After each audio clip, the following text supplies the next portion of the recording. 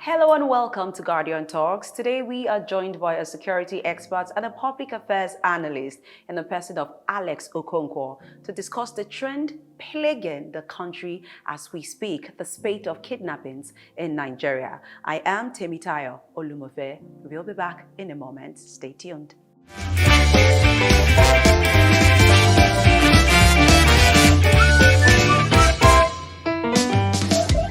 Welcome to Guardian Talks, Mr. Alex Okonkwo. Thank you. It's a pleasure, yes. Okay, so let's cut to the chase. Why do you think schools in Nigeria continue to be such frequent targets for kidnappers, especially in the north? Okay, well, we call it our weakest belly, weakest underbelly. First, because there are too many schools in the north for them to be protected. We cannot put soldiers in every school, and that is understandable. Nigerians will understand that. Secondly, because it is difficult to dissociate immediately the victims from the, the culprits themselves, because of the fate over there, because of the traditions, because of the ethnicity. When you will not be able to differentiate an Okada driver who is just trying to make means meet and a potential bandit. It's not as if they wear a particular uniform. It's not as if they wear a particular beret. You see what I'm saying? Yeah. The people who are bandits, who are taking a drink in the morning or in the afternoon, could be bandits at 3 o'clock in the morning. You don't know them. It's we call it asymmetric warfare. So it's not guaranteed. There are no confirmations. It's not as simple as it looks. So the complexity is because of the north, because of the way the north is organized. They deal a lot with people from far north, which is Niger Republic, Burkina Faso, and all that.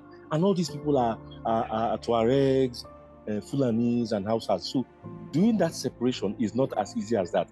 While if you were to see bandits in the south of Nigeria, say for example a place like Uyo, very quickly they will be identified. You see what I mean? By their way of dressing, by their looks. So it is a little bit simpler for the bandits. I'm not saying it's easy. It's a little bit simpler for them to go in and take people that look like them than to come to a place where people are different. The religions are the same. They know the hours of prayers. There are a lot of things that work in their favor, if I may say it that way. And then most importantly, at the end of the day, these are the areas where we have the most porous borders. It is not as difficult as that to cross over to Niger Republic from Nigeria. Nice. It is more difficult in the south. Our southern borders are, yes, porous, but a bit more efficiently manned, if I would say. But in the north, with over 1,500 kilometer border with Niger Republic, you can imagine that it's going to be very difficult for our officials to be present. So there are many reasons why this happens.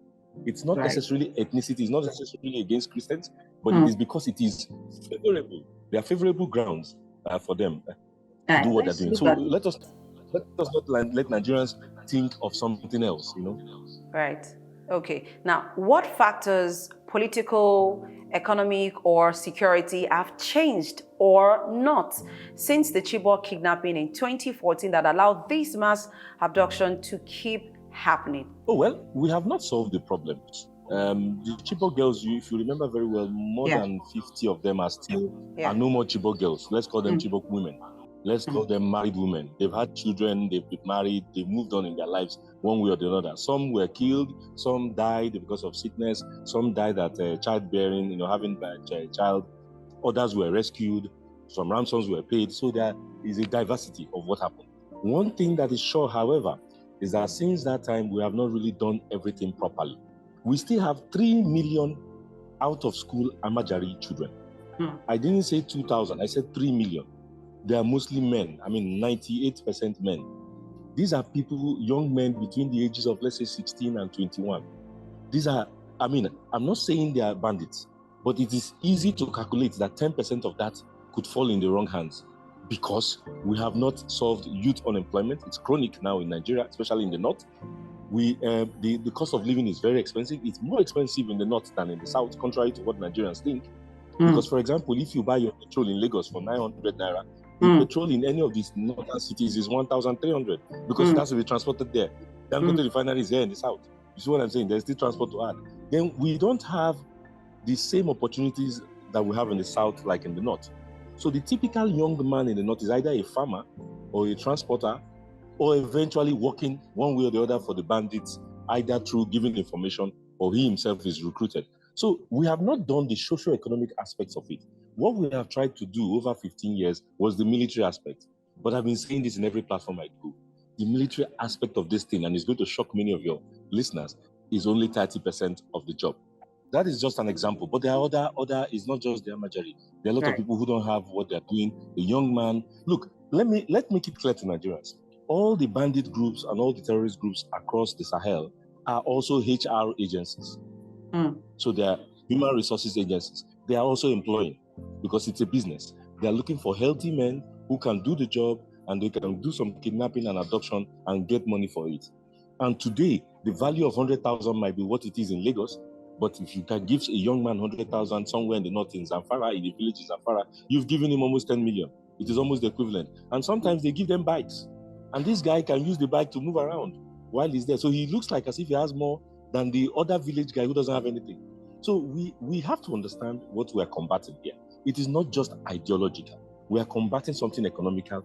And so the forces that we put in front should also be economical. What is the reason why a young farmer in a village, in a remote village in Zamfara, should feel more Nigerian than you and I?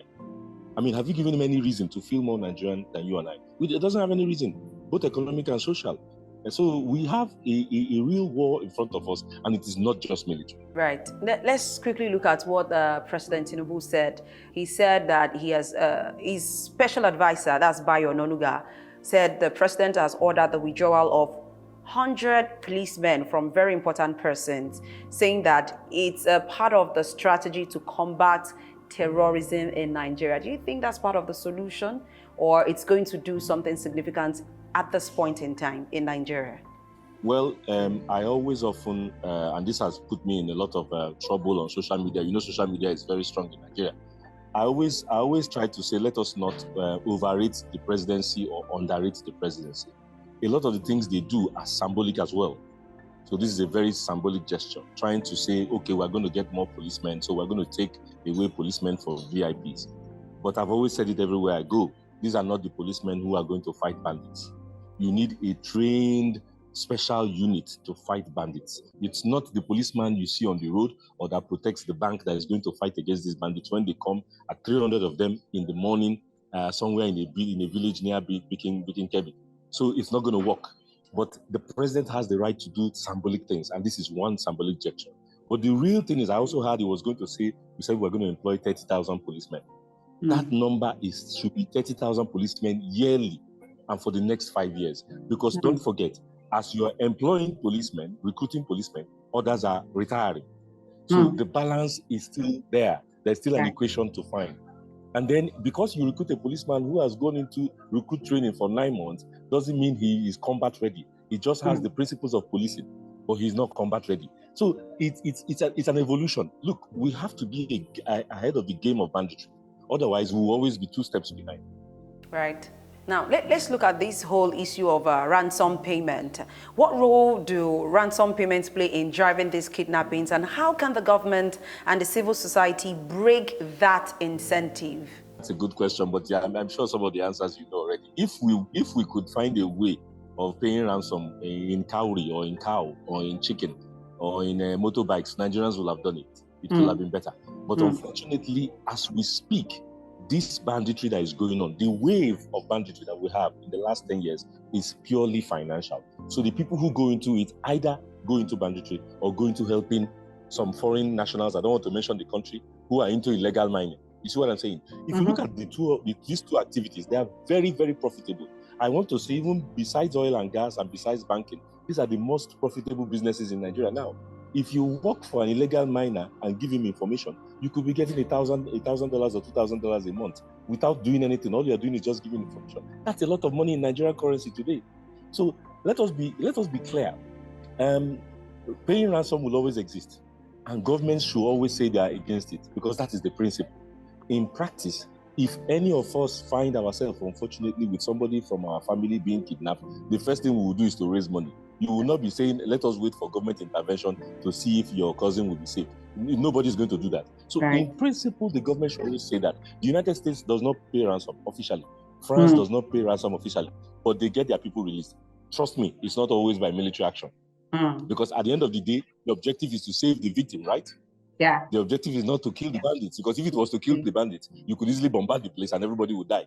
But the objective is to save the victims. So as long as the objective is to save the victims, ransoms will always be paid. In what form, I don't know. Who will pay it, we don't know. But definitely ransoms are being paid, because these bandits are buying fresh arms, they are getting new recruits, they are getting new clothes, they are getting animals to feed themselves, and they are even getting leisure, a little bit of leisure and pleasure when they are free. So all these are monetized.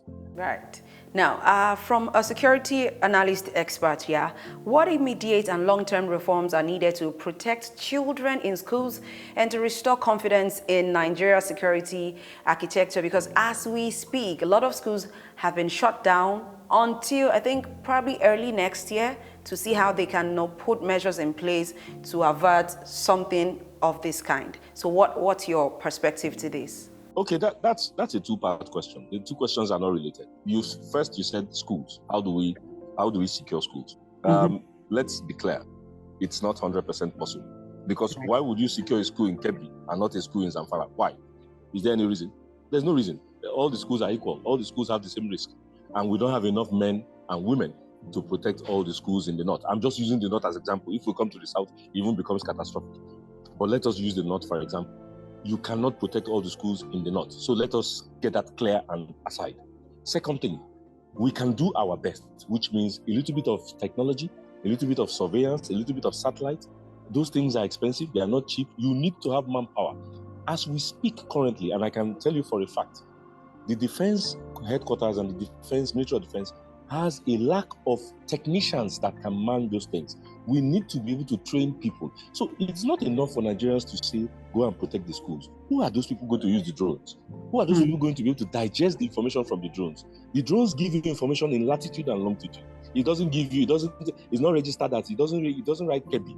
It writes in geographical terms. We need people that will understand it and give information to the military so that we don't go and kill the wrong people or we don't go and bombard the wrong. That's why you have mistakes. Mistakes do happen because these things are very technical. Secondly, it's very financially engaging for the government. And then thirdly, these equipments have to be maintained and serviced. So generally, it's done abroad. We can't do that now in Nigeria. So it will not be easy to tell Nigeria. Our job is to tell Nigerians the facts. It will not be easy to protect all schools. That said, I think each school and each, let me say, state ministry of education can do the ones they can do to give information to security agencies. You cannot have barracks in every school. It will not work. And even if you have, okay, let us play a game here. Even if you were to have 3 soldiers in every school, okay, in the north, do you know that 3 soldiers are insufficient?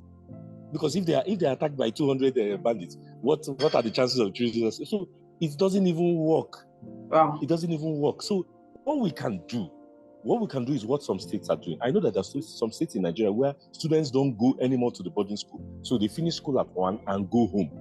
Because oftentimes these attacks happen early in the morning, and it happens in boarding schools where children are already there early in the morning. So if we move a bit of these danger zones to day schools, it already reduces the chances. Then I've been saying it for almost 10 years. We must start what I call forest rangers. That is a specialized unit made of policemen, soldiers, civil defense. It's a unit that you create from all these other agencies because they will be trained locally to intervene quickly. If we don't have that, we will always be a bit behind. Wow. You cannot protect schools, but at least you can do quick intervention. You see what I mean? Yeah. When the vigilantes at the school signal that they have a problem, within 10-30 minutes, a support group should be able to intervene. But if we're going with that fallacy that we should defend all the schools, it is impossible. There are probably 300 schools in Kebbi. And if you were to use 5 soldiers in every school, that's already more than 1,500 armed soldiers. That's impossible. Going around the state, the countries, you will not be able to do that. So let us do what we can do. Let us man the schools with local vigilantes. Let them have radios and be able to inform units that are close by. But we should create a rapid response team made of policemen and soldiers. It's a special unit, like other countries have. Egypt has it, Brazil has it, France has it, South Africa has it as well. Right. So it is something that we have to do. Thank you. Thank you so much, Mr. Alex Okonkwo, a security expert and also a public affairs analyst. We've been able to delve a little, or deeper rather, we've been able to delve deeper into the spate of kidnappings in Nigeria, and he's made some solid suggestions. And I hope the one that really caught me was the forest rangers you spoke about, because I feel like if we have that in place, at least before any terrible operation takes place, if they are alert here and there, it might not be so successful at the end of the day, and then we have our people. We don't have to start dealing with kidnappings in the country. Thank you so much for your beautiful and intelligent suggestions. Thank you. All right, do have a great day. Thank you. Yeah. Same to you. Have a beautiful day. Thank you. Thanks for joining us today on Guardian Talks. Make sure you stay safe and informed. I am Temitayo Olumofe. Do have a great time.